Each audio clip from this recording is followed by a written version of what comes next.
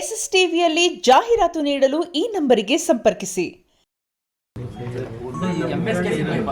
ಹೌದು, MSK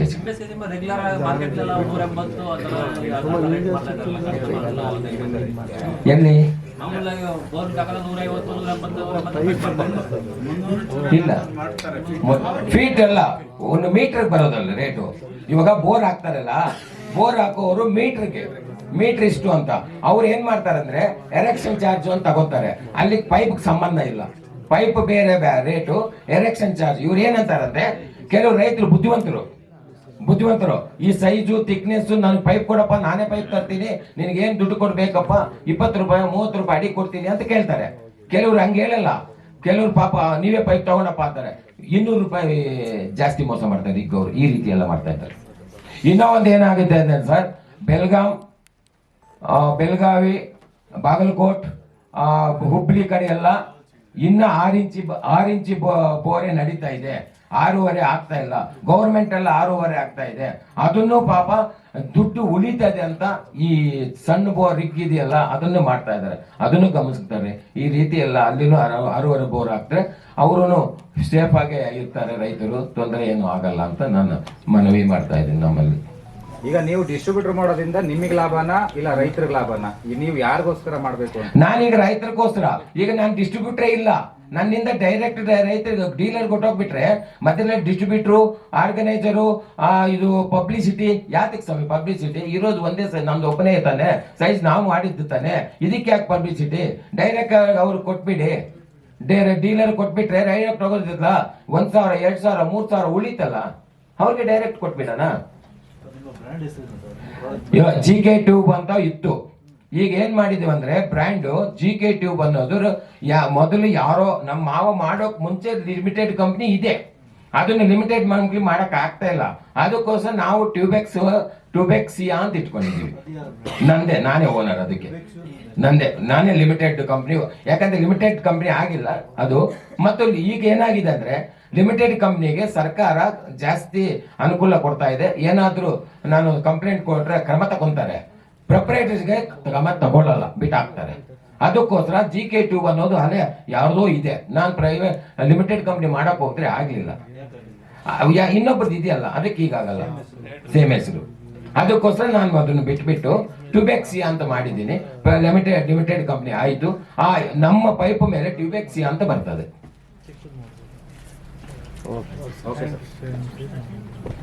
okay sir, very good. Okay, thank you. ಗೌರವಾನ್ವಿತ ಮಾಧ್ಯಮ ಪ್ರತಿನಿಧಿಗಳಿಗೆ ನನ್ನ ಆತ್ಮೀಯ ಸ್ವಾಗತ ಬಯಸುತ್ತಿದ್ದೀನಿ.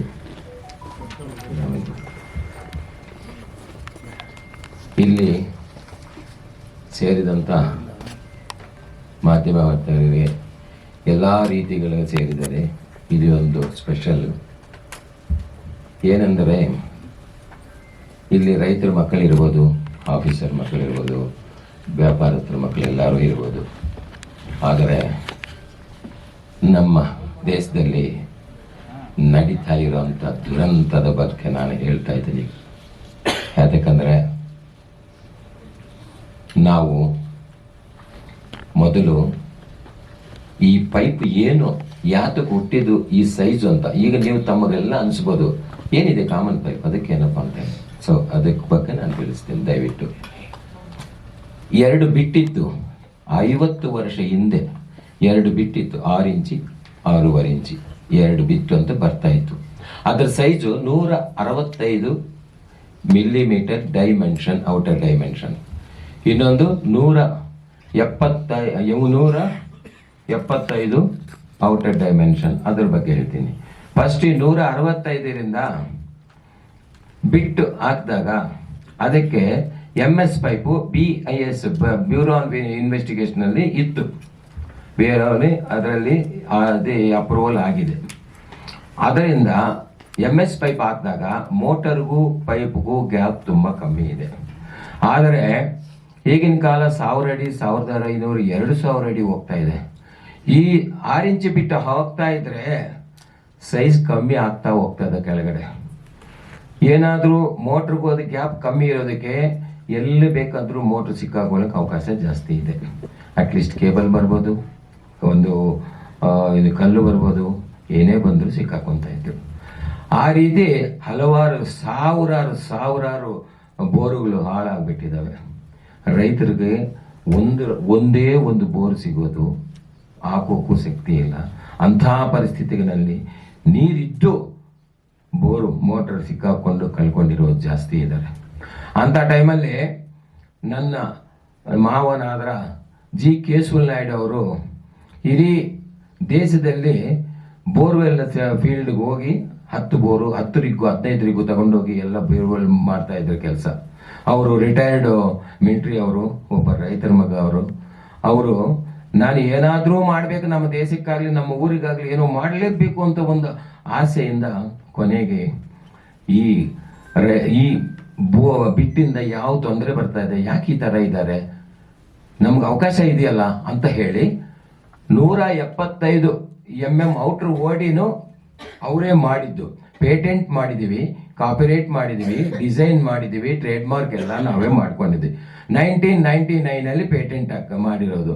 2002ನಲ್ಲಿ ಆ ಪೈಪು ದೇಶದಲ್ಲಿ ಕರ್ನಾಟಕದಲ್ಲಿ ಕಲ್ಕಟ್ಟ ಟ್ಯೂಬ್ಸ್ ಅವರಿಂದ ಬಿಡುಗಡೆ ಮಾಡಿಸಿದ್ದೀವಿ. ಆ ಪೈಪನ್ನು ಕಲ್ಕಟ್ಟ ಟ್ಯೂಬ್ಸ್ ಇಂದ ಬಿಡುಗಡೆ ಮಾಡಿಸಿದ್ದೀವಿ.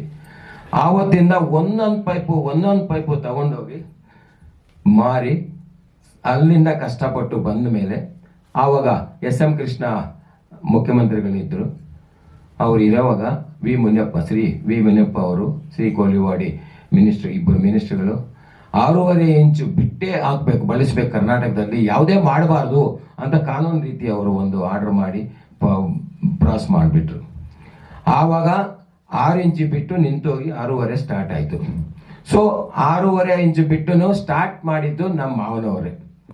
ಅದಕ್ಕಾಗಿ 3 ವರ್ಷ ನಮಗೂ ರಾಯಲ್ಟಿ ಕೊಟ್ಟಿದ್ದಾರೆ. ಆ ಕಾಲ್ ಟ್ಯೂಬ್ ಅವನು 2005ವರೆಗೂ ಕೊಟ್ಟಿದ್ದಾನೆ. 2005 ಏಪ್ರಿಲ್ ಅಲ್ಲಿ ನಿಲ್ಲಿಸ್ಬಿಟ್ಟು BT ಕಂಪ್ನಿ ಅಂತ ಅದು ಬಂತು ಬೆಂಗಳೂರಿಗೆ ಪೈಪ್ ಹೈದರಾಬಾದಿಂದ. ನಾವು ರಾಯಲ್ಟಿ ಕೊಡ್ತೀವಿ, ಅವ್ರು ನಿಲ್ಲಿಸಿ, ಇಲ್ಲ ಅಂತ ಅವ್ರ ಹತ್ರ ರಾಯಲ್ಟಿ ಇಸ್ಕೊಳ್ಳಿ ಅಂತ ಹೇಳಿದ್ರು. ಆವಾಗ ಎಂತದ್ದು ಅದನ್ನು ಸೀಸ್ ಮಾಡಿಬಿಟ್ಟು ಆವಾಗ ಮಾನ್ಯ ಮುಖ್ಯಮಂತ್ರಿಗಳಾದ ಸಿದ್ದರಾಮಯ್ಯನವರು ಡೆಪ್ಯೂಟಿ CM ಆಗಿದ್ರು. ಆವಾಗ ನಿಲ್ಸಿದ್ರು. ನಮ್ಮ ಪೊಲೀಸ್ ಅವರು ಯಾರೋ ಬಂದು ಯಾಕೆ ತಗೊಂಡು ಹೋಗ್ತಾ ಇದ್ರಿ ಪೈಪು, ಏನು ಉದ್ದೇಶ ಇದು ಅಂತ ನಿಲ್ಸಿದ್ರು. ಆವಾಗ ಕೋರ್ಟ್ ಆರ್ಡರ್ ತೋರಿಸಿದ್ದಾರೆ, ಅವ್ರಿಗೆ ಗಮನಕ್ಕೆ ತಂದರು. ಸರ್ ಕೋರ್ಟ್ ಆರ್ಡರ್ ಇದೆ ಅಂತ, ಸರಿ ತಗೊಂಡು ಹೋಗಪ್ಪ, ಯಾವ ತೊಂದರೆ ಬೇಡ ಅಂತ ಕಳಿಸ್ಬಿಟ್ರು. ಪೈಪ್ ತಗೊಂಡು ಹೋಗ್ತಾ ಇರೋವಾಗ ನಮಗೆ ಅಪಘಾತ ಆಯಿತು, ಆಕ್ಸಿಡೆಂಟ್ ಆಯಿತು. ಅದರಲ್ಲಿ ಸರ್ಕಲ್ ಇನ್ಸ್ಪೆಕ್ಟ್ರು ASI ನಮ್ಮ ಕೋಬ್ರದರಾದ ಪಶುಪತಿ ಅನ್ನೋರು ಅಲ್ಲೇ ತೀರ್ಕೊಂಡ್ರು. ನಾನೇ ಅಲ್ಲಿದ್ದೆ. ನನಗೂ ತುಂಬ ಏಟುಗಳಾಗಿದೆ, ಸ್ಪೈನಲ್ ಕಾರ್ಡು. ನಾನು ನಡೆಯೋಕೆ 6 ವರ್ಷ ಆಯಿತು, ಬೆಡ್ ಮೇಲೆ ಇದ್ದು ಬರೋಕೆ 6 ವರ್ಷ ಆಯಿತು. ಅದಕ್ಕಾಗಿ ಅದು ನಿಜವೂ ನಮಗೆ ಅನುಮಾನ ಏನಂತಿದ್ರೆ ಆ ಕಂಪ್ನಿಯವರೇ ಮಾಡಿಸಿರ್ಬೇಕು ಅಂತ ಈಗಲೂ ನನಗೆ ಅನುಮಾನ ಇದೆ. ಅದನ್ನ ಆಚೆ ಹೇಳೋಕು ತಮ್ಮೆಲ್ಲರಿಗೂ ಗೊತ್ತು. ಅದಕ್ಕೋಸ್ಕರ ಹಂಗೆ ಇಟ್ಬಿಟ್ಟಿದ್ದೀವಿ. ಅದೇ ಆಮೇಲೆ ಏನಾಯಿತು, ಕೋರ್ಟ್ಗೆ ಹೋಗ್ಬಿಟ್ರು. ಕೋರ್ಟ್ಗೆ ಹೋಗಿ ಸುಮ್ಮನೆ ನಿಂತು ಹೋಗ್ಬಿಟ್ರು. ಮತ್ತು 2015 ನಮ್ಮ ಭೂಪತಿಗೆ ಮತ್ತು ಕಾಲ್ ಟ್ಯೂಬ್ ಅವ್ರನ್ನ ಸೀಸ್ ಮಾಡಿದ್ರು. 2015 ಸೀಸ್ ಮಾಡಿಬಿಟ್ಟು ಮತ್ತು ಏನೋ ಅವ್ರಿಗೆ ಮೋಸ ಮಾಡಿ ಅದು ಮಾಡಿಬಿಟ್ರು. ತಮಿಳ್ನಾಡವ್ರು ಬಂದು ಹಿಂದೇನು ಮಾಡೋದು ಅಂತ ಹೇಳಿ ದೌರ್ಜನ್ಯ ಮಾಡಿ ಓಡಿಸ್ಬಿಟ್ರು. ಅವನು ತಮಿಳ್ನಾಡು ಹೊರಟೋಗಿದ್ರು. ಆದ ನಂತರ ನಮಗೇನಾಯಿತು, ಎಲ್ಲ ಏನೂ ಇಲ್ಲ, ಈ ದೇಶದಲ್ಲಿ ನ್ಯಾಯ ಇಲ್ಲ, ಏನೂ ಇಲ್ಲ ಅಂತ ಸುಮ್ಮನೆ ಆಗಿಬಿಟ್ರು. ಆದರೆ ನಾನು ಇಲ್ಲೇ ಕರ್ನಾಟಕದವನು, ಆಂಧ್ರನಲ್ಲಿ ಹುಟ್ಟಿದ್ರು, ಕರ್ನಾಟಕದಲ್ಲಿ ಅವ್ರಿಗೆ ಬೆಳೆದಿರೋದು ಎಲ್ಲ. ಅದಕ್ಕೋಸ್ಕರ ನಾನು ಮಾಡ್ತೀನಿ ಅಂತ ಹೇಳಿ ನಾನು ಇಸ್ಕೊಂಡು ಬಂದು ಕಾಪಿರೈಟ್ ಅಪ್ಲಿಕೇಶನ್ ನನ್ನ ಹೆಸರಲ್ಲಿ ಬಂತು. ಪೇಟೆಂಟು 20 years ಮುಗಿದೋಯ್ತು. ಕಾಪಿರೈಟಿಗೆ ಲೈಫ್ಲೆಸ್ 60 years ಇದೆ, ಅದನ್ನು ನನ್ನ ಹೆಸರಲ್ಲಿ ಬಂದು. ಮಾಮೂಲು ಡಿಸೈನ್ ನಾನೇ ಮಾಡಿದೆ, ಡಿಸೈನು ನಾನು ಮಾಡ್ಕೊಂಡಿದ್ದೀನಿ. ಸದ್ಯಕ್ಕೆ ಎಲ್ಲ ನನ್ನ ಹೆಸರಲ್ಲಿ ಇದ್ಕೊಂಡು ನಾನು 6 ವರ್ಷ ಆಯಿತು. ನಾನು ಯಾರಿಗೂ ಗೊತ್ತಿಲ್ದಂಗೆ, ಯಾವ ಕಂಪ್ನಿಗೆ ಯಾರಿಗೂ ಗೊತ್ತಿಲ್ದಂಗೆ 6 ವರ್ಷ ಹಿಂದೆಯಿಂದ ಕಷ್ಟಪಟ್ಟು ಮಾಡಿ ಈಗ ಕೊನೆಗೆ 2 ತಿಂಗಳ ಹಿಂದೆ ಸೂರ್ಯ ರೋಹಿಣಿ ಹಿಂದೂಪುರ ಅವರು ಕಂಪನಿಯ ಒಂದಿದೆ, ಅದನ್ನು ಹೋಗಿ ನಮ್ಮ ಗೌರ್ಮೆಂಟ್ ಇದು FIR ಹಾಕ್ಬಿಟ್ಟು ಪೊಲೀಸ್ ಸ್ಟೇಷನು, ಆಮೇಲೆ ಕೋರ್ಟಿಂದ ಆದೇಶ ತಗೊಂಡು ಸೀಸ್ ಮಾಡಿ, ಪಕ್ಕದಲ್ಲಿ ಹೈಟೆಕ್ ಇತ್ತಲ್ಲ ಅದನ್ನು ಸೀಸ್ ಮಾಡಿ, ಎರಡನ್ನೂ ಸೀಸ್ ಮಾಡಿದ ತಕ್ಷಣ ಅವರು ಸ್ಟೇಕ್ ಹೋದ್ರು. ಅದು ಮಾಮೂಲಿ ಹೋಗ್ತಾರೆ, ನಾವು ಹೋಗಿದ್ದೀವಿ. ಅದು ಇನ್ನೊಂದು ತಪ್ಪು ಮಾಡಿದ್ದಾರೆ, ಅದು ದೊಡ್ಡ ಬುಕ್. ಅದೇನು ತಪ್ಪು ಮಾಡಿದ್ದಾರೆ ಅಂದರೆ ನೋಡಿ ಇದರಲ್ಲಿ ಸಹ ನೀವೆಲ್ಲರೂ ನನಗೆ ತಕ್ಕಂಥ ನ್ಯಾಯ ಮಾಡಬೇಕು. ಇಷ್ಟು ಬುಕ್ ಇದೆಯಲ್ಲ, ಇದರಲ್ಲಿ ಏನೂ ಇಲ್ಲ. ಇಲ್ಲಿವರೆಗೂ ಅವರು ಕಂಪನಿ ಬಗ್ಗೆ 52 ವರ್ಷ ನಮ್ಮ ಕಂಪನಿ ಇದೆ ಅಂತ ಅವ್ರ ಬಗ್ಗೆ ಹೇಳ್ಕೊಂಡಿದ್ದಾರೆ ಹೊರತು ಈ ಪೈಪ್ ಹುಟ್ಟು 23 ವರ್ಷ ಆಗಿದೆ ಅಷ್ಟೇ ಹೊರತು 2002 ಪೈಪ್ ಸ್ಟಾರ್ಟ್ ಆಗಿರೋದು. ಅದಕ್ಕೆ ಮುಂಚೆ ಪೈಪ್ ಇದೆ, ಈ ಸೈಜ್ ಇಲ್ಲ. ಈ ಸೈಜ್ ರಿಂದ ಅದಕ್ಕೋಸ್ಕರ ಅವರು ಈ ಕಾಪಿರೈಟ್ ಕ್ಯಾನ್ಸಲ್ ಮಾಡಿ ಅಂತ ಡೆಲ್ಲಿ ಹೈಕೋರ್ಟ್ ಅಲ್ಲಿ ಹಾಕೊಂಡಿದ್ದಾರೆ 1 ವಾರ ಹಿಂದೆ. ಆದ್ರೆ ಕಾಪಿರೈಟ್ ಕೊಟ್ಟೋದು ಸರ್ಕಾರ, ನಮ್ಮ ಸೆಂಟ್ರಲ್ ಗವರ್ಮೆಂಟ್. ಅದು ಇಂಟರ್ನ್ಯಾಷನಲ್ 186 ಕಂಟ್ರೀಸ್ ನಲ್ಲಿ I am eligible of the copyright owner. So design is 25 years, copyright is the lifeless 60 years, patent is the only 20 years. So patent is expired. ಈ ಕಾಪಿರೈಟ್ ನಮ್ಮಲ್ಲಿದೆ. ಆ ಕಾಪಿರೈಟ್ಗೆ cancel ಮಾಡಿ ಅಂತ ಹೋಗಿದ್ದಾರೆ. ನಾವು ಕೇಳೋದು ಏನೂ ಇಲ್ಲ. ಇವಾಗ ಅವರು ಡೀಲರ್ ಇಟ್ಟಿರ್ತಾರೆ, ಡಿಸ್ಟ್ರಿಬ್ಯೂಟರ್ ಇಟ್ಟಿರ್ತಾರೆ, ಆಮೇಲೆ ಮೀಡಿಯೇಟ್ಸ್ ಸೆಂಟ್ರಲ್ ಇರ್ತಾರೆ, ಆಮೇಲೆ ಆರ್ಗನೈಸೇಷನ್ ಇಟ್ಟಿರ್ತಾರೆ. ಇಷ್ಟು ಜನಕ್ಕೂ ದುಡ್ಡು ಕೊಡ್ತಾರೆ. ಕೊನೆಗೆ ನನಗೆ 1 kg 50 ಪೈಸೆ 60 ಪೈಸೆ ಕೊಟ್ಟಿದ್ರೆ ನಾನು ಯಾಕೆ ತೊಂದರೆ ಕೊಡ್ತೀನಿ? ಆ 50 ಪೈಸೆ ಕೊಟ್ಟು ನನಗೆ ಮಾಡ್ಬೋದಲ್ಲ ಕೆಲಸ. ನಮ್ಮ ಹೊಟ್ಟೆ ಯಾಕೆ ಹೊಡಿಬೇಕು? ಈ ರೀತಿ ಎಲ್ಲ ಆಗಿದೆ ಸ್ವಾಮಿ. ಅದಾದ ನಂತರ ಇವಾಗ ನಮ್ಮ ಪೈಪಿಂದ ಮೋಟರ್ ಫ್ರೀಯಾಗಿ ಹೋಗಿ ಫ್ರೀಯಾಗಿ ಆಚೆ ಬರ್ತಾ ಇದೆ. ಸೊ ಜನ ಚೆನ್ನಾಗಿದ್ದಾರೆ, ರೈತರು ಚೆನ್ನಾಗಿದ್ದಾರೆ, ಇಂಡಸ್ಟ್ರಿ ಚೆನ್ನಾಗಿದೆ.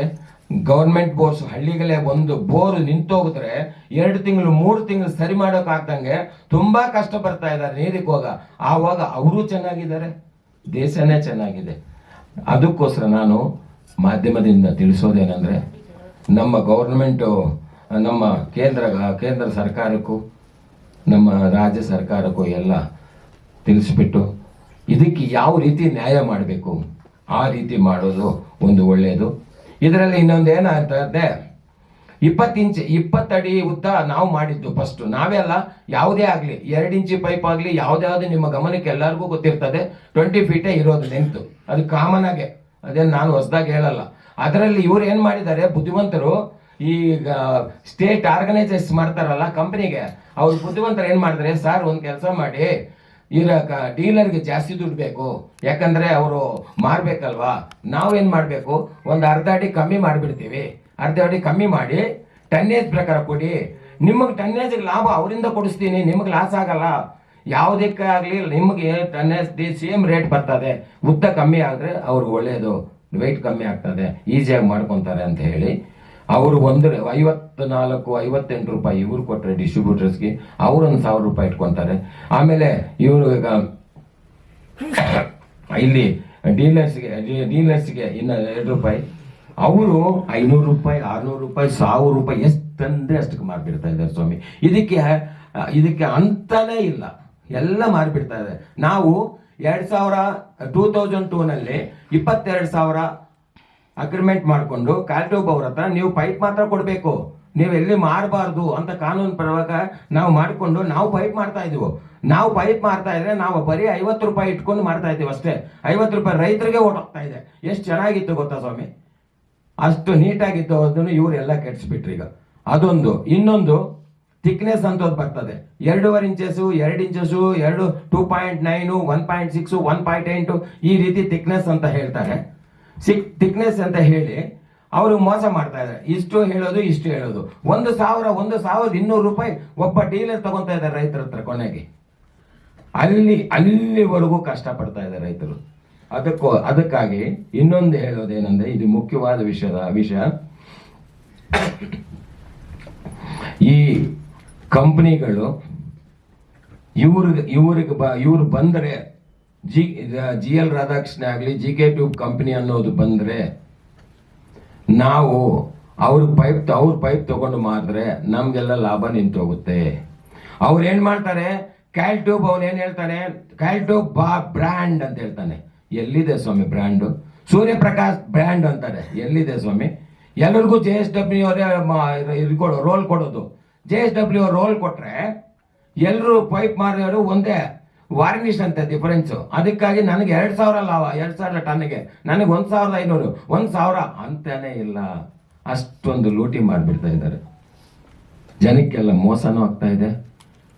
ಇನ್ನೊಂದು ನಾವು ಇದು ಹೈಟೆಕ್ ಅವ್ರನ್ನ ಇಬ್ಬರನ್ನು ಸೀಸ್ ಮಾಡಿದ್ರೆ, ಹೈಟೆಕ್ ಅವನು ಏನ್ ಮಾಡಿದ್ದಾನೆ ಅಂದ್ರೆ ಆಚೆ ಬಂದು, ನಾನು ಅವತ್ತು ಸೆಕೆಂಡ್ ಡೇ ಹೋಗಿದ್ದೇನೆ, ಆಚೆ ಬಂದು ಒಂದು ಪೈಪು ಒಳಗಡೆ ಬಿಲ್ ಇದ್ದು 165 NB 150 NB ಅಂತಾರೆ, 165 ಓಡಿ, ಅದರಲ್ಲಿ ಇರೋ ಪೈಪ್ 173 ಇದೆ ಅದರಲ್ಲಿ. ಅಲ್ಲಿಗೆ ಏನಾಗ್ತಾರೆ, ನಮಗ್ ತಪ್ಪಿಸಬೇಕು ಅಂತ ಬಿಲ್ ಅನ್ಸೈಜ್ ಆಗಿ ಪೈಪನ್ನು, ನಮ್ಮ ಪೈಪನ್ನು ಕಳಿಸ್ತಾ ಇದ್ದಾರೆ. ಅಲ್ಲಿಗೇನು ಮಾರಾಟ ಮಾಡ್ತಾ ಇರೋದು ಅಲ್ಲಿಗೆ ಕಳ್ರೆ ತಾನೆ ಸ್ವಾಮಿ. ಇವರು ಮಾಲು ಟ್ಯೂಬ್ಸ್ ಅವ್ರನ್ನು ಹಿಂಗೆ ಮಾಡ್ತಾ ಇದ್ದಾರೆ. ಬಿಲ್ಲಲ್ಲಿ ಈ ಸೈಜ್ ಹಾಕಲ್ಲ, ಕ್ಯಾಲ್ ಟ್ಯೂಬ್ ಅವ್ರು 170 ಹಾಕ್ತಾರೆ, ಒಬ್ಬೊಬ್ರು ಒಂದೊಂದ್ಸರಿ ರೀತಿ ಹಾಕ್ಬಿಟ್ಟು ಎಲ್ಲರೂ ಮಾಡ್ತಾ ಇದ್ದಾರೆ ಸ್ವಾಮಿ. ಈಗ ನಾನು ಧೈರ್ಯವಾಗಿ ಬಂದು ಕಾನೂನು ಪರವಾಗಿ ಇವರನ್ನ ಎದುರಿಸಬೇಕು ಅಂತ ಬಂದು ಸೀಸ್ ಮಾಡಿ ತಮ್ಮ ಮಾಧ್ಯಮಗಳಿಗೆ ತಿಳಿಸ್ಬಿಟ್ಟು ಅವ್ರ ಗಮನಕ್ಕೆ ಹೋಗಿ ನಾನು ಕೇಳೋದು ಒಂದೇ, ಎಲ್ಲರೂ ಪೈಪು ನಮಗೆ ಕೊಟ್ಬಿಡಿ. ನಾನು ರೈತರಿಗೆ ಬೇಕಾಗಿರೋ ರೇಟ್ ಕೊಡ್ತೀನಿ, ನನಗೆ ಜಾಸ್ತಿನೂ ಬೇಕಾಗಿಲ್ಲ. ಇಲ್ಲ ಅಂದ್ರೆ ನನಗೆ ಕೊಡೋದೇ ಬೇಕಾಗಿಲ್ಲ. ನಮ್ಮ ಪರವಾಗಿ ರೈತರಿಗೆ ಡೈರೆಕ್ಟ್ ಆಗಿ ಹೋಗ್ಲಿ. ಮೀಡಿಯಾದಲ್ಲಿ ಇಷ್ಟು ದಿನ ದುಡ್ಡಿರೋದೆಲ್ಲ ಕಮ್ಮಿ ಆಗಲಿ, ಅವ್ರ ರೇಟು ಕಮ್ಮಿ ಆಗುತ್ತೆ, ಅವ್ರಿಗೂ ಒಳ್ಳೇದಾಗುತ್ತೆ, ನಮ್ಮ ಸರ್ಕಾರಕ್ಕೂ ಒಳ್ಳೇದಾಗುತ್ತೆ, ಎಲ್ಲರಿಗೂ ನ್ಯಾಯ ಮಾಡ್ದಂಗೆ ಆಗುತ್ತೆ. ಈ ರೀತಿ ನಾನು ತಮ್ಮಲ್ಲಿ ವಿನಂತಿ ಮಾಡಿ ಎಲ್ಲ ಹೇಳ್ಕೊಂತ ಇದ್ದೀನಿ. ಆದರೂ ನನಗೆ ಈಗ ಇನ್ನೊಂದು ಭಯ ಆಗುತ್ತೆ, ಇಷ್ಟೊಂದು ಕಂಪ್ನಿ ಸೀಸ್ ಮಾಡಿ ಹೋಗ್ತಾ ಇದ್ರೆ ಜೀವ ಬೆದರಿಕೆನೋ ಇದೆ. ಮೊದಲೇ ಈ ತರ ಮಾಡಿರೋರು ಯಾರು ಮಾಡಿದಾರೋ ಅಂತ ಗೊತ್ತಿಲ್ಲ, ಮಾಡಿದ್ದಾರೆ, ಈಗಲೂ ಮಾಡ್ಬೋದಲ್ವಾ? ಇಷ್ಟೊಂದು ದೊಡ್ಡ ತಿಮಿಂಗಲಾಗಿದ್ದಾರೆ ಇವರೆಲ್ಲ. ಅದಕ್ಕೋಸ್ಕರ ಇವ್ರ ಮೇಲೆ ಎದುರ್ಕೊಂತ ಇದ್ದೀನಿ. ನಾನು ಯಾವ ಧೈರ್ಯದಿಂದ ಇದ್ದೀನಿ ಗೊತ್ತಾ? ಮಾಧ್ಯಮ ಧೈರ್ಯದಿಂದಾನೇ ನಾನಿರೋದು. ಇಡೀ ಮಾಧ್ಯಮದಿಂದ ನನಗೆ ಸೇಫ್ ಇದೆ, ನಾನು ಮನೆಯಲ್ಲಿ ಮಳ್ಕೊಂತೀನಿ ಅಂತ ಉದ್ದೇಶದಿಂದಾನೇ ಮಾಧ್ಯಮ ಮುಂದೆ ಬಂದಿದ್ದೀನಿ ಸ್ವಾಮಿ. ಇದು ತಾವು ಇದರಿಂದ ನಮ್ಮ ಸರ್ಕಾರ ಗಮನಕ್ಕೆ ತರಿಸ್ಬಿಟ್ಟು ಯಾವ ರೀತಿ ಇದಕ್ಕೆ ಮಾಡಬೇಕು ಅಂತ ಅವರು ಸರ್ಕಾರನ ಯೋಚನೆ ಮಾಡಿ ನಮಗೆ ಲೈಫ್ ಪ್ಲಸ್ 60 ಅಂದ್ರೆ ಇನ್ನು 60 ನಮ್ಮ ಶ್ರೀ ಸನ್ಮಾನ್ಯ ಪ್ರಧಾನಮಂತ್ರಿಗಳಾದ ನರೇಂದ್ರ ಮೋದಿ ಅವರ ಸರ್ಕಾರದಿಂದ ಇನ್ನು 10 ವರ್ಷ ಜಾಸ್ತಿ ಮಾಡವ್ರೆ. ಕಾಪಿ ರೇಟ್ಗೆ 60 ವರ್ಷ ಇತ್ತು, ಈಗ 70 ವರ್ಷ ಆಗಿದೆ. ಆದ್ರೂ ನಮ್ಗೆ ಅಷ್ಟು ಬೇಡ. ನಾನು ಹೇಳೋದೇನಂದ್ರೆ, ನ್ಯಾಯವಾಗಿ ಒಂದು ಲೆವೆಲ್ಗೆ ಬಂದ್ರೆ ನಾವು ಸಹ ಫ್ರೀಯಾಗಿ ಬಿಡ್ತೀವಿ. ಫ್ರೀಯಾಗಿ ಬಿಟ್ರು ಅವ್ರು ಲೂಟಿ ಮಾಡಿಬಿಡ್ತಾರಲ್ಲ, ಅದಕ್ಕೆ ನಾವು ಒಂದು ತಕ್ಕನಂತ ಪಾಠ ಕಲಿಸ್ಬೇಕು. ಅವರೆಲ್ಲರಿಗೂ ಪಾಠ ಕಲಿಸ್ಬಿಟ್ಟು ಅವರಿಂದ ನಮ್ಮ ಜನಗಳಿಗೆ ಒಳ್ಳೇದು ಮಾಡೋ ರೀತಿ ನಾವು ಮಾಡಬೇಕು ಅಂತ ನಾನು ಅದಕ್ಕೋಸ್ಕರ ಮೊದಲು ನಮ್ಮ ಮಾವನವರು ಓಡಿಸ್ಬಿಟ್ಟಿದ್ದಾರೆ ತಮಿಳ್ನಾಡಿಗೆ, ಅವ್ರು ಇಲ್ಲಿ ನಿಲ್ಸಿಲ್ಲ. ಅದಕ್ಕೋಸ್ಕರ ನಾನು ಇಲ್ಲಿ ನಾನು ಒಂದು ಕಂಪ್ನಿ ಮಾಡಿದ್ದೀವಿ ಈಗ ಹೈದರಾಬಾದಲ್ಲಿ, ಜಗ್ಚರ್ಲನಲ್ಲಿ. ಅಲ್ಲಿಂದ ಜನವರಿ ಆದಮೇಲೆ ಹೊಸ ಫ್ಯಾಕ್ಟ್ರಿ ಎಲ್ಲ ಶುರುವಾಗಿದೆ. 40 ದಿವಸ ಕಂಪ್ಲೀಟ್ ಆಗುತ್ತೆ. ನಾನು ಪೈಪ್ ತರ್ತೀನಿ, ನಾನು ನ್ಯಾಯವಾದ ಬೆಲೆಯಲ್ಲೇ ಜನಗಳಿಗೆಲ್ಲ ಕೊಡ್ತೀನಿ. ಅಲ್ಲಿವರೆಗೂ ಇವರು ಬರಲಿ. ಆವಾಗ ನಾನು ಕೊಡ್ತಾ ಇರೋವಾಗ ಇವ್ರು ನಮ್ಮ ಜೊತೆಯಲ್ಲಿ ಬಂದರೂ ಪರವಾಗಿಲ್ಲ, ಸೀಸ್ ಮಾಡಿ ಎಲ್ಲ ಮಾಡ್ತೀನಿ. ಆಮೇಲೆ ರೇಟ್ ಕಮ್ಮಿ ಕೊಟ್ಟು ಕೊಡಲಿ, ತಪ್ಪಿಲ್ಲ. ಅವ್ರೂ ಕಮ್ಮಿ ಕೊಟ್ಟು ಜನಗಳಿಗೆಲ್ಲ ಉಪಯೋಗ ಆಗಲಿ. ಅದಕ್ಕಾಗಿ ಈಗ ನಾವು ಕರ್ನಾಟಕ, ತಮಿಳುನಾಡು ಎಲ್ಲಾನು ಸೀಸ್ ಮಾಡೋಕ್ಕೂ ಸರ್ಕಾರ ಇದು ಕೋರ್ಟ್ ಆರ್ಡರ್ ತಗೊಂಡಿದ್ದೀನಿ. ಇದು ಆದ ನಂತರ ನಾವು ಮತ್ತು ಸೀಸ್ ಮಾಡಿ ಎಲ್ಲಾರನ್ನು ಸ್ಟಾಪ್ ಮಾಡಬೇಕು ಅಂತ ಪ್ರಯತ್ನ ಮಾಡ್ತಾ ಇದ್ದೀನಿ ಸ್ವಾಮಿ. ಎಲ್ಲರಿಗೂ ನಮಸ್ಕಾರ. ಈಗಾಗಲೇ ನಮ್ಮ ಪ್ರೊಪ್ರೈಟರ್ ಆದಂಥ ರಾಧಾಕೃಷ್ಣ ಅವರು ಹೇಳಿದಾಗೆ ಈ ವಿಷಯ ಎಲ್ಲ ತಮ್ಗೆ ಅರ್ಥ ಆಗಿರುತ್ತೆ ಅಂದ್ಕೊಂಡಿದ್ದೀನಿ. ಸೊ ಮುಖ್ಯವಾಗಿ ಇದರಲ್ಲಿ ಏನಂತಂದರೆ, ಇದರ ಪೇಟೆಂಟು, ಕಾಪಿರೈಟು, IPR ಹೋಲ್ಡರ್ಸು ಇವರೇ ಇರ್ತಾರೆ. ಆದರೆ ಇವ್ರಿಗೆ ಗೊತ್ತಿಲ್ಲದಂಗೆ ಇಲ್ಲಿಗಲ್ ಆಗಿ ಮ್ಯಾನುಫ್ಯಾಕ್ಚರ್ ಮಾಡೋರು ತುಂಬ ಜನ ಇದ್ದಾರೆ. ಇದು ಇವರಿಗೆ ಹೇಳಿದಾಗೆ ಒಂದು 2-3 ಕಂಪ್ನಿ ಈಗ ಸೀಸ್ ಮಾಡ್ಕೊಂಡು ಬಂದಿರ್ಬೋದು ಅಷ್ಟೇ. ಬಟ್ ಆಲ್ ಓವರ್ ಇಂಡಿಯಾ ಈ ಕಂಪ್ನಿ ನಡೀತಾನೆ ಇದ್ದಾವೆ, ಮಾರ್ಕೆಟಲ್ಲಿ ಇದೆಲ್ಲನೂ ಮ್ಯಾನುಫ್ಯಾಕ್ಚರ್ ಆಗಿ ಬರ್ತಾನೆ ಇದ್ದಾವೆ. ನಾನು ಈ ಮೂಲಕ ಹೇಳೋದು ಒಂದೇ ವಿಷಯ ಏನಪ್ಪ ಅಂತಂದರೆ, ಅವ್ರು ಹೇಳಿದಾಗೆ ರೈತರಿಗೆ ಒಳ್ಳೆ ಬೆಲೆಯಲ್ಲಿ ಸಿಗಬೇಕು ಅಂತ ಅವ್ರು ಹೇಳ್ತಾ ಇದ್ದಾರೆ. ಬಟ್ ಅದಕ್ಕೆ ಮುಂಚೆ ಮಾರ್ಕೆಟಲ್ಲಿ ಮ್ಯಾನುಫ್ಯಾಕ್ಚರ್ ಆಗಿ ಯಾವ ಬೆಲೆಗೆ ಬರ್ತಾ ಇದೆ, ಅಲ್ಲಿಂದ ಡೀಲರ್ಸ್ಗಳು ಏನು ಮಾಡ್ಕೊಂಡು ಹೋಗ್ತಾ ಇದ್ದಾರೆ, ಆ ಡೀಲರ್ಸ್ಗಳಿಂದ ರೈತರ ಕೈಗೆ ಬರ್ಬೇಕಾದ್ರೆ ಎಲ್ಲರಿಗೂ ಅದು ಹೋಗ್ತಾ ಇದೆ ಅನ್ನೋದು ಈಗಾಗಲೇ ತಮಗೆಲ್ಲರೂ ಗೊತ್ತಿರುತ್ತೆ. ಪ್ರತಿಯೊಬ್ಬ ಡೀಲರ್ಗಳು ಯಾರು ತಗೊಳ್ತಾ ಇದ್ದಾರೆ ಅವ್ರಿಗೆ ನಿಮ್ಮ ಮೂಲಕ ಎಚ್ಚರಿಕೆ ಕೊಡಬೇಕು ಅಂತ ನಾನು ಇಷ್ಟಪಡ್ತೀನಿ. ಯಾರೇ ಇದನ್ನ ಇಲ್ಲಿಗಲ್ ಮ್ಯಾನುಫ್ಯಾಕ್ಚರ್ ಮಾಡಿ ತಗೊಂಡು ಮಾರ್ಕೆಟಿಗೆ ಬಿಡ್ತಾ ಇದ್ರು ಕೂಡ ನಾವು ಯಾರನ್ನೂ ಬಿಡೋದಿಲ್ಲ. ಪ್ರತಿಯೊಬ್ಬರ ಮುಂದೆನೂ ಹೋಗಿ ನಾವು ಅದನ್ನು ಸೀಸ್ ಮಾಡ್ಕೊಂಡ್ಬಂದು ಕೋರ್ಟ್ ಪ್ರೊಡ್ಯೂಸ್ ಮಾಡೇ ಮಾಡ್ತೀವಿ. ಇದಕ್ಕೆ ಕೋರ್ಟಿಂದ ನಮಗೆ ಎಲ್ಲ ಥರದ ಪರ್ಮಿಷನ್ ಇದೆ, ಸ್ಟೇ ಆರ್ಡರ್ಗಳಿದ್ದಾವೆ. ಅದಕ್ಕೆ ಬೇಕಂದ್ರೆ ಡಾಕ್ಯುಮೆಂಟ್ಗಳನ್ನ ಈಗಾಗಲೇ ಪ್ರೊಡ್ಯೂಸ್ ಮಾಡಿದ್ದೀನಿ, ತಾವು ನೋಡ್ಕೋಬೋದು. ಸೊ ಯಾರು ಕೂಡ ಇದನ್ನು ಇಲ್ಲಿಗಲ್ ಮ್ಯಾನುಫ್ಯಾಕ್ಚರ್ ಮಾಡಿ ಮಾರ್ಕೆಟಿಗೆ ಬಿಡಬಾರ್ದು ಅಂತ ತಮ್ಮನ್ನ ಕೇಳ್ಕೊಳ್ತಾ ಇದ್ದೀನಿ ಸರ್. ಸರ್ ಈಗ ಎಷ್ಟು ಸೀಸ್ ಮಾಡಿದ್ದೀರಾ? ಎರಡು ಕಂಪನಿ ಸೂರ್ಯ ರೋಶ್ನಿ ಒಂದು, ಹೈಟೆಕ್ ಒಂದು ಸೀಸ್ ಮಾಡಿದೀವಿ. ಅವ್ರು ಯಾಕೆ ನಿಮ್ಗೆ ಬಿಟ್ಕೊಂಡ್ ಕೊಡ್ತಾ ಇಲ್ಲ ಸರ್? ಅವ್ರು ಏನೂ ಇಲ್ಲ, ಮೊದಲು ಈ ಕಲ್ಕಟ್ಟ ಟ್ಯೂಬ್ಸ್ ಅವ್ರು ಇದಾರಲ್ಲ, ಒಬ್ಬರೇ 2002 ಅಗ್ರಿಮೆಂಟ್ ಇದೆ, ತೋರಿಸ್ಬೇಕಲ್ಲ ಎಲ್ಲ 2002 ಅಗ್ರಿಮೆಂಟ್ ಮಾಡಿದ್ವಲ್ಲ. ನಮ್ಮ 2005 ಆಕ್ಸಿಡೆಂಟ್ ಆಯ್ತಲ್ಲ, ಆವತ್ತಿಂದ ಮಧ್ಯಪ್ರದೇಶ, ರಾಜಸ್ಥಾನ, ಇಲ್ಲಿಂದ ಕರ್ನಾಟಕದಿಂದ ಎಲ್ಲಾ ಕಡೆ ಪೈಪ್ ಹೋಗಿದೆ. ನಮ್ಮ ದೇಶದಲ್ಲಿ ಪೈಪೇ ಇಲ್ಲ. ಇವರೆಲ್ಲ ಕಡೆ ತಗೊಂಡೋಗಿ ಸಾವಿರಾರು ಕೋಟಿ ದುಡ್ಡು ಲೂಟಿ ಮಾಡಿರೋ ಕಲ್ಕಟ್ಟ ಟ್ಯೂಬ್ ಅವರು ಫಸ್ಟು. ಆಮೇಲೆ ಅವ್ರು ಏನ್ ಹೇಳಿ ಕೊಟ್ಟಿದ್ದಾರೆ, ಇವ್ರ ಮೇಲೆ ಏನೋ ದುಡ್ಡಿಗೆ ಬರ್ತಾರೆ, ಏನೋ ದುಡ್ಡು ಕೇಳೋಕ್ ಬರ್ತಾ ಇದಾರೆ, ಅಷ್ಟು ಬಿಸಾಕ್ತೆ ಹೋಗ್ತಾರೆ ಅಂತ ಹೇಳಿ ಅವ್ರು ಏನ್ ಹೇಳಿದ್ದಾರೆ, ಕೇಸ್ ಹಾಕಣ, ಸ್ಟೇ ತಕನ ಓಟಾಕ್ತಾರೆ ಅಂತ ಹೇಳಿ. ನಾನು ಯಾರನ್ನು ದುಡ್ಡು ಕೇಳಿಲ್ಲ, ಒಂದು ಪ್ರೂಫ್ ಕೊಡಿ ಅವರು, ನಾನು ತಲೆ ಬೋಡ್ಸ್ಕೊಂತೀನಿ.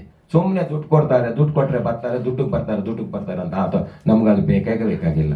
ದುಡ್ಡು ಬೇಕಾಗಿರೋ ನಾನು ಇಷ್ಟು ದೂರ ಬರಲ್ಲ, ಎಲ್ಲೋ ಇರ್ತೀನಿ ಹಿಂದೆಗಡೆ. ಅದಕ್ಕೋಸ್ಕರ ಅವ್ರ ಮುಖ್ಯ ಉದ್ದೇಶ ಏನು, ನಾವು ಚೆನ್ನಾಗಿ ಅವ್ರಿಗೇನೋ ಒಂದು ಕೇಸ್ ಹಾಕ್ಬಿಟ್ಟು ಮನ್ಸ್ಬಿಟ್ಟೆ 5-6 ವರ್ಷ ಆಗುತ್ತೆ, ನಾವು ಮಜಾ ಮಾಡೋಣ ದುಡ್ಡು, ಇಷ್ಟೇ ಸ್ವಾಮಿ ಅವ್ರ ಉದ್ದೇಶ. ಸರ್ ನಿಮ್ದೇ ಪ್ರಾಡಕ್ಟ್ ಆಗಿತ್ತು, ನೀವು ಅವಾಗ ಅವ್ರ ಹತ್ರ ಅಗ್ರಿಮೆಂಟ್ ಆಗಿರ್ಲಿಲ್ವಾ ಸರ್? ಅಗ್ರಿಮೆಂಟ್ ಆಗಿದ್ದು ತೋರಿಸ್ತೀನಿ ಸ್ವಾಮಿ, ಕೊಡಿ ಸ್ವಾಮಿ, ಅದೇ ಒರಿಜಿನಲ್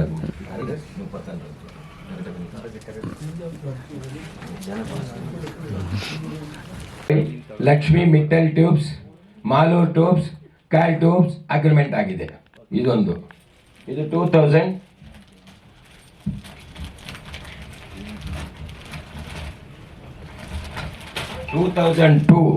22,000 ಟನ್ಗೆ ಮಾಡಿ ನಮಗೆ ಕೊಡ್ಬೇಕು. ಇದು 2002 ಅಗ್ರಿಮೆಂಟ್ ಆಗಿದೆ. 2007 ಇದು ಪೇಟೆಂಟ್ ಆರ್ಡರ್ ಮಾಡಿರೋದು. ಇದು 2007 ಅಗ್ರಿಮೆಂಟ್. ಬಿಂಜರಾಜ್ ಕಾ ಸ್ಟೀಲ್ ಟ್ಯೂಬ್ ನಾ ಇಲ್ಲಿ ಹೇಳ್ಬೇಕಂದ್ರೆ ಒಂದಂತೂ ನಿಜ, 8 ಲಾರಿ ಲೋಡ್ ಸೀಸ್ ಮಾಡಿದ್ದು ಬಿಂಜರಾಜ್ ಕಾ ಸ್ಟೀಲ್ ಟ್ಯೂಬ್ಸ್ ಅವ್ರದ್ದು 2005ರಲ್ಲಿ. ಆದರೆ ಅವರು ನಿಮ್ಮದು ನ್ಯಾಯ ಇದೆ, ನಾವು ತಪ್ಪು ಮಾಡಬಾರ್ದು ಅಂತ ಹೇಳಿ ಅವರು ಮೆಡ್ರಾಸ್ ಹೈಕೋರ್ಟ್ಗೆ ಬಂದು 2007 ಕಾಂಪ್ರಮೈಸ್ ಆಗಿ ಅಗ್ರಿಮೆಂಟ್ ಕೊಟ್ಟು ನಾವಿದ್ದೀವಿ, ನೀವು ಮುಂದುವರಿಸಿ ಬಿಸ್ನೆಸ್ ಅಂತ ಹೇಳಿ ಮಾಡಿರೋರು. ಆವಾಗ್ಲೂ ಆ ಪೈಪ್ ನಾವು ಆಕ್ಸಿಡೆಂಟ್ ಆದ್ಮೇಲೆ 2007 ಪೈಪ್ ತಂದು ಬಿಡ್ತೀವಂತ ಹೇಳಿ ನಾಯ್ಡು ಅವ್ರನ್ನ ಎದುರಿಸ್ಬಿಟ್ಟು ಓಡಿಸ್ಬಿಟ್ಟಿದ್ದಾರೆ. ಇಲ್ಲಿ ನೀನು ಬದುಕಬಾರ್ದು, ಅದೆಂಗ ಬರ್ತೀಯ, ಯಾವ್ದಾವ್ದೋ ಸಂಘಗಳಿಂದ ಏನನ್ನ ಮಾಡಿ ಅವ್ರು ಓಡಿಸಿ ಎದುರಿಸ್ಬಿಟ್ಟಿದ್ದಾರೆ. ಅದಕ್ಕೋಸ್ಕರ ಅವ್ರು ಓಡೋಗಿದ್ದಾರೆ. ಇವರು ಮತ್ತು ಬಿಂಜರಾಜ್ ಸ್ಟೀಲ್ ಟ್ಯೂಬ್ ಕಂಪ್ನಿ ಅವರು, ನಾನು ಎಷ್ಟು ಬೇಕೋ ನಿಮ್ಗೆ ಸಪ್ಲೈ ಕೊಡ್ತೀನಿ ಕರ್ನಾಟಕಕ್ಕೆ, ನೀವು ಮುಂದುವರಿಸಿ ಅಂತ ಈಗಲೂ ಮುಂದೆ ಬಂದಿದ್ದಾರೆ. ಅದಕ್ಕೋಸ್ಕರ ನಾನು ಜನವರಿ ಆದ್ಮೇಲೆ ಸಂಕ್ರಾಂತಿ ಆದ್ಮೇಲೆ ನಮ್ಮ ಪೈಪು ಟ್ಯೂಬೆಕ್ಸಿ ಅನ್ನೋ ಕಂಪನಿಯಿಂದ ಬಿಡುಗಡೆ ಆಗುತ್ತೆ. ಜಿಕೆ ಟ್ಯೂಬ್ದು ಪ್ರೊಪ್ರೈಟರ್ಶಿಪ್, ಟ್ಯೂಬೆಕ್ಸಿ ಅನ್ನೋ ಲಿಮಿಟೆಡ್ ಕಂಪನಿ. ಅದಕ್ಕೋಸ್ಕರ ಲಿಮಿಟೆಡ್ ಕಂಪನಿಯಿಂದಾನೆ ಬ್ರ್ಯಾಂಡ್ ಟ್ಯೂಬೆಕ್ಸಿ ಅನ್ನೇ ಬರ್ತದೆ. ಟ್ಯೂಬೆಕ್ಸಿ ಅಂದ್ರೆ ಜನವರಿ ಆದ್ಮೇಲೆ ಬಿಡ್ತೀನಿ, ರೈತರಿಗೆಲ್ಲ ಒಳ್ಳೇದಾಗುತ್ತೆ. ನನ್ನಿಂದ ಎಷ್ಟು ಸಹಾಯ ಆಗಬೇಕು, ನಾನು ಯಾರು ಸಹಾಯ ಮಾಡಬೇಕು, ದೇಶ ಭಗವಂತ ಮೇಲಿದ್ದಾನೆ, ನಾನು ಇಷ್ಟು ಮಾಡ್ಬೇಕು ಅಂತ. ಮುಂಚೆನೆ ಮಾಡ್ಬೋದಿತ್ತಲ್ಲ ಸರ್ ನೀವು? ಯಾವಾಗ? ಇವಾಗ ನೀವೇನು ಓನಾಗಿ ಮಾಡ್ತೀನಿ ಅಂತ ಹೇಳ್ಬಿಟ್ಟು ಹೇಳ್ತಾ ಇದ್ದೀರಾ, ಹೌದೌದು, ಫಸ್ಟ್ ಏನ್ ಮಾಡ್ಬೇಕಿತ್ತು? ಅದನ್ನೇ ತಿಳಿಸ್ತೀನಿ.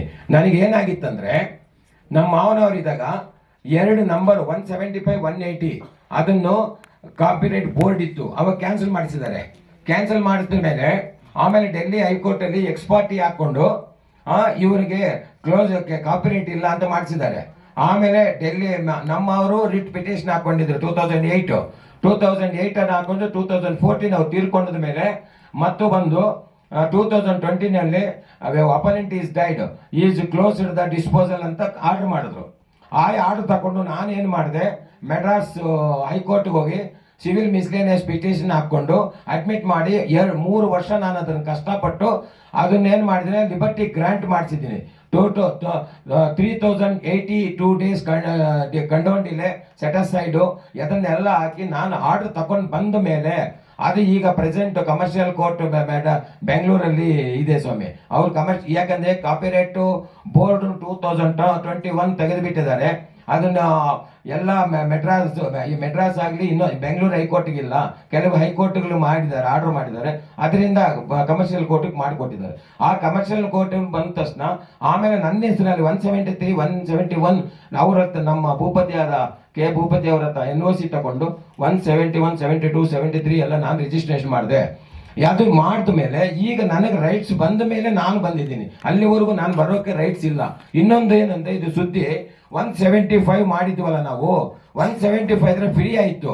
175 ನಾಯ್ಡುದಿದೆಯಲ್ಲ, ನಾವು ಮಾಡ್ಬೋದು ಅಂತ 173 ಅಂತ ಅವರೇ ಮಾಡಿರೋದು. 173.5, 173.2 ಈ ರೀತಿ ಎಲ್ಲ ಒಬ್ಬೊಬ್ಬರಿಗೊಬ್ಬರು ಯಾರಿಗೆ ಬೇಕೋ ಏನು ಬೇಕೋ ಎಲ್ಲ ಮಾಡ್ಕೊಂಡಿದ್ದಾರೆ ಸ್ವಾಮಿ.